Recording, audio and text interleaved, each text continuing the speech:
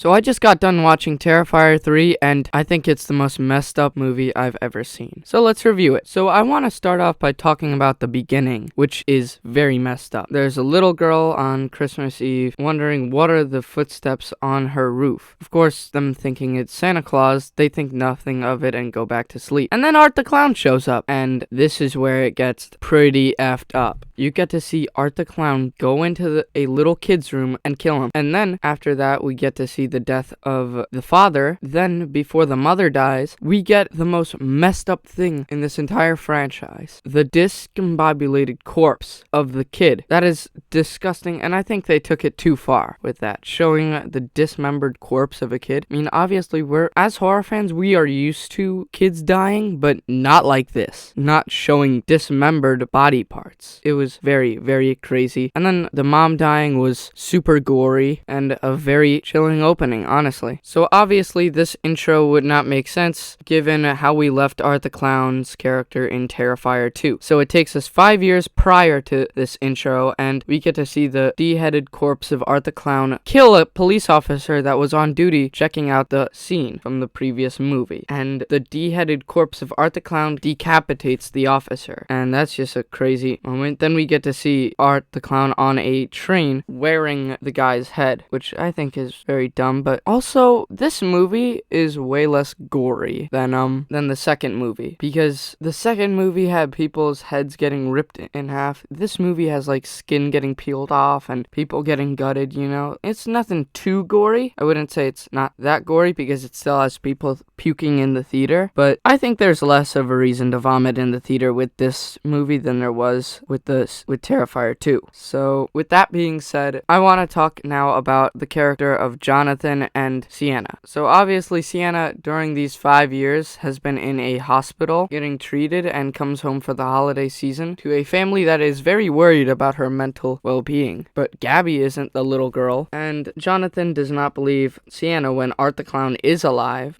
eventually leading, unfortunately, to his death, which I now want to talk about. The death of Jonathan was very shocking, and I did not see it coming, and it was pretty effed up, because you see his decapitated head, but instead of the skin, you see just bones. You see bloody bones of Jonathan, even with the glasses on the skull and everything. It's very unfortunate, but his character, the little we got of him in this movie, because in this movie, we barely got to see Jonathan, I think the actor did a really, really good job portraying the character of Jonathan. Same with the actress of Sienna Shaw. They both really did well. And while talking about performances, David Howard Thornton as Art the Clown keeps killing it, man. Like, he's definitely here to stay in the horror genre. There's gonna be a Terrifier 4. There might be like an entire franchise here that lasts over 10 movies, which I hope. These are some dumb fun movies. But I do think that this movie is the weakest out of the two that have came out in recent years. It's not worse than Terrifier 1, but it is worse than Terrifier 2. Now, obviously, they fixed a lot of the problems that they had via like runtime, because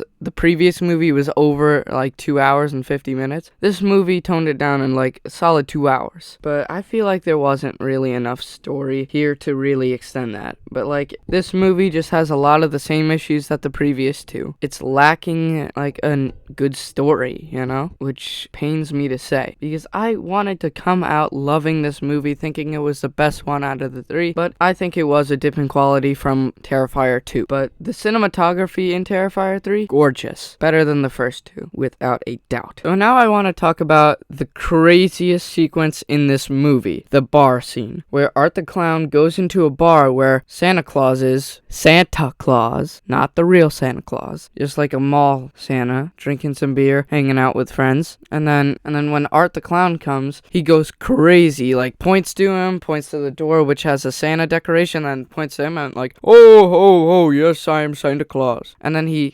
Santa's very kind to Art the Clown, being like, all right, let me buy you a drink. And this is when we get to see Art the Clown have a shot. And then he spits it in Santa's face. And then he goes crazy, and it's like, I'm gonna kill you. I'm like, wow, Santa, wouldn't want you coming down my chimney, boy. Get out of my house. But anyway, then, you see Art reach into his bag when the owner of the bar comes towards him, and he pulls out a gun and shoots him in a very, very fast fashion. So when I was watching the movie, I got jump jump scared because it was so unexpected. I mean, I knew as soon as he went in this bar, they were all gonna die, but like that quickly. So then, like, they're all begging for mercy. Art the Clown shoots another one and then ties up Santa and takes all of his clothes off, like the hat and the entire suit. And Art the Clown looks like a good Santa Claus, but I would not want him coming into my house and leaving presents under the tree.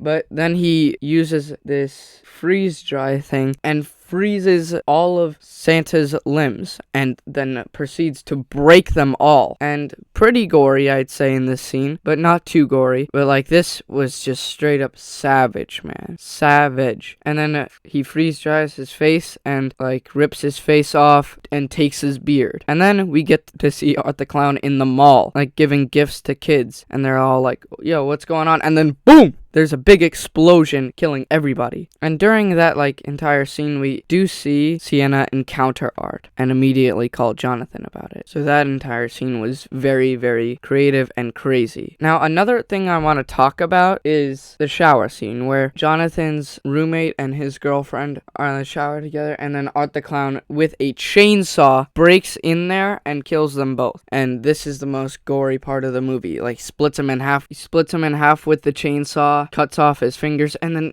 drives the chainsaw up his ass and like cuts him into two pieces. Crazy, crazy moment. He made sure that there was nothing left of them besides organs, bro. Like, seriously. And then in the final battle, he hangs up the dead body, which is crazy. And we get this really crazy scene of Art the Clown in a puddle of blood making an angel. You could see a little leg to the side of him, which is meant to be comedic. And yeah, that was a crazy scene. And when the uncle of Jonathan went to go pick up Jonathan because Sienna had like a crazy episode about Jonathan being in danger, which she was right. Like, I immediately knew Jonathan was dead. As soon as like I heard his voice on the phone, I knew he was dead because I know Jonathan would not say anything like that. Like, he was saying all these chill words, you know? He's not that type of kid, so I knew immediately he's dead. So that was kind of sad to realize, especially when, like I said before, we get to see the skull of Jonathan. It's very, very sad. And now I want to talk about my favorite part of the movie, where Art the Clown breaks into Sienna's uncle's house and has a little, like, 5-second scuffle with Sienna before Sienna gets knocked out. And then as she gets tied up, we get to see them put a thorn on her head and basically grind up her skin.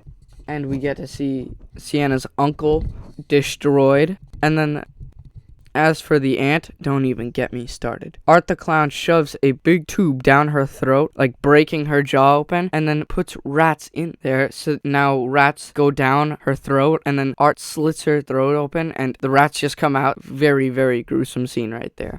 But now I want to talk about my favorite moment in the movie. The battle between Art the Clown and Sienna. This battle was amazing. Like, towards the end, when it was very suspenseful, I was like, oh my god, this cannot be the final battle. But nope, they ended up having a awesome fight with Art the Clown wielding his chainsaw and Sienna wielding her sword from the second movie. Awesome, awesome fight. Honestly, now I want to see Art the Clown versus Leatherface. Both of them with chainsaws. I wonder who would win. But it was just such a good finale. But then, like, a portal to hell opens up when our final girl of the first movie, who got absolutely destroyed in the face by Art the Clown, gets killed, and she opens this hole to hell, and then Gabby falls into the hole to hell while trying to hold on and get pulled up by Sienna and her sword, after Sienna stabs Art with her sword, her magical sword, that sends him to hell as well. But it is just very shocking. Now we know where the set will be for Terrifier 4, Hell, which I cannot wait to see. That's very, very creative. Like, my hat's off to Damon Leone. He did a great job, like, executing this final battle. And yeah, that's really where the movie ends, kind of. Now, overall, this movie was a dip in quality from Terrifier 2, but I still found some enjoyment in it. A few negatives I did find in it, but overall, it was another dumb fun movie. Art the Clown has officially mainstreamed, and I'm very happy because I really, really like Art the Clown. He's like my third favorite horror icon. There's Michael Myers first, Chucky second, and now third, Art the Clown. Like, he's making his way up the list. Overall, I do give this movie 7 out of 10. Very, very fun. And also, I did forget to mention something else. In an old house, Art the Clown is like sitting in a rocking chair with spiderwebs all over the place, and this was one of my favorite parts of the movie as well, where he kills like the people who were in there, like searching the house, badass moment, which definitely boosts the rating up to an 8 out of 10, that scene alone. So that's my final rating, an 8 out of 10. So that's really all I have to say about this movie. Bye, guys.